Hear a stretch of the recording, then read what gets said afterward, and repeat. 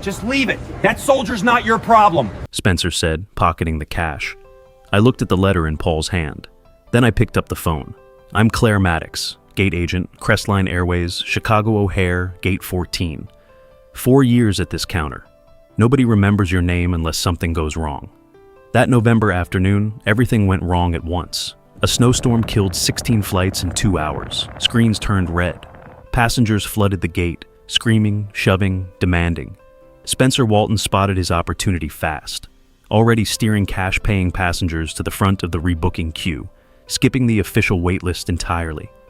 Diane Coulter, senior customer service, swooped in for the easy complaints where supervisors could see her, then disappeared when things turned ugly. I stayed at the counter. That's when I noticed him, standing alone near the window, not pushing, not yelling. Sergeant Paul Greer, U.S. Army, holding a crumpled boarding pass like it was the last thing keeping him together. I asked if he needed help. He had to reach Fort Campbell by 0600. His unit's entire deployment schedule depended on it. He'd buried his father 2 days before. Claire, military exceptions are above your clearance. Diane walked past us. She kept moving. I didn't. I pulled up the interline emergency protocol, read it twice before, never used it alone, called the Meridian Air supervisor directly, walked through every verification step by the book, confirmed 2 seats on a connecting flight through Nashville, printed the boarding pass myself, pointed Paul toward gate 31. 22 minutes, start to finish. He ran. I went back to my counter. 2 years ago, a passenger filed a false complaint demanding I be fired. I never knew what happened behind closed doors. 6 months later, I still had my job.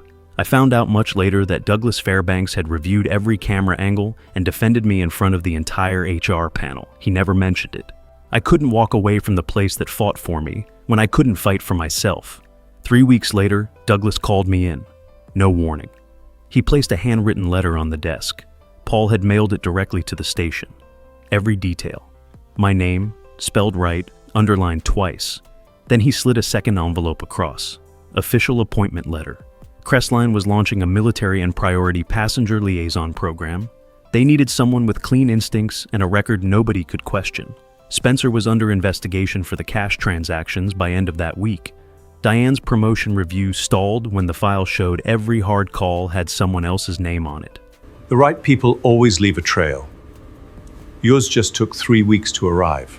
Douglas looked at me and said, I held that letter and couldn't say a word. The universe doesn't miss a thing. It just keeps its own timeline.